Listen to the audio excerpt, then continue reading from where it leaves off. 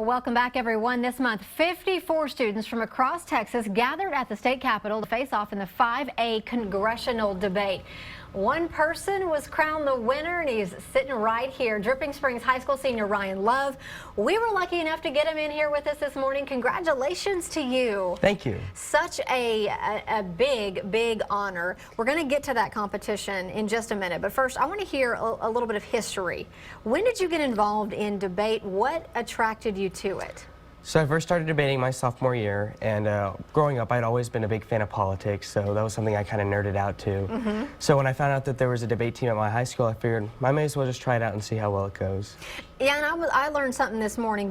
You were one of the top congressional debaters. That's a little bit different than just regular debate. Yeah, so basically congressional debate, you're a mock Congress. You pretend to be a representative and you debate legislation written by students, and the students get together, they caucus, and they essentially decide what bills they want to debate, and that's how the state tournament went as well. Yeah, and what better place to do it than the state capitol? So that is where you guys gathered early January, I think January 12th and 13th. So tell me how it goes down.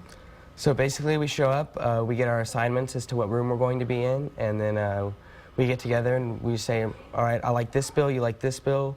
We'll organize a docket to where we both get the bills that we want to debate on there, and then we debate from there. And you were telling me earlier that there are 12 pieces of student-written legislation. So, and you are up to speed on the legislation going into it, but you've really got to be knowing your stuff on all of them, and then you get to pick 4. Absolutely, yeah. So it's important that you research the topic thoroughly, because you don't know what the other kids are going to want before you get into that room. So you got to be prepared to debate anything and everything. What were the 4 pieces of legislation that you tackled? Oh, well, one of those that we talked about was whether or not we should accept Syrian immigrants into the United States. Another one was reforming the military justice system.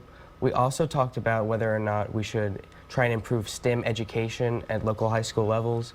And we also talked about whether or not we should pursue free college for students. Those are some big topics to tackle, and all very timely.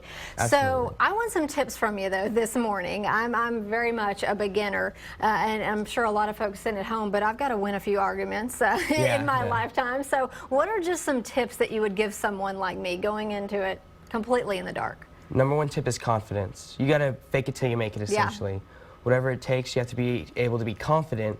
And even if it isn't necessarily the best thing to say, if you say it with confidence, then you're probably going to win the argument most of the time. Okay, so confidence is number 1. You mentioned that you nerded out on politics at an early age, so I'm sure that you were hooked on a lot of these presidential debates that we've seen over the last few months. What is it like when you actually sit down and watch a debate? Are you dissecting every little thing? Yeah, I really am. I look for more than just rhetoric from the politicians. I want to see what they have to say and whether it makes sense, like in terms of policy.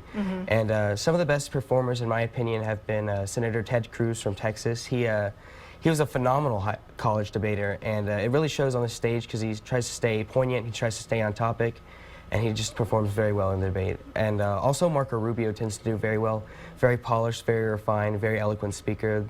Those 2 guys do a very good job staying on topic and being confident, and that's what it takes. Good to hear from an expert. So what is next for you? Because in your role at this 5A congressional competition, you are acting as a state rep would if they were down on the House floor. Is that where you see your future going? I certainly hope so. I would like to be an elected official, hopefully maybe in the House of Representatives or even the Senate one day, because that's what I love to do, that's what I love talking about, and I think that'd be a great way to, help the country. You can absolutely do it. Ryan Love, you first saw him here. I can see us rolling back this tape in a few years and saying, remember when he came on KXAN. So thank you so much for being here tonight. You had a debate last night, so you woke up early with us this morning. Yeah, I did. So you're still going strong. Do you perform in other types of debate other than congressional? I do. There's policy debate, which is more about just one specific topic, and there's extemporaneous speaking, where we draw a topic. We have 30 minutes to prepare a 7-minute memorized speech, and then we give it. I don't think I could do that. Ryan, thank you so much. Congratulations to you again, and good luck in the future.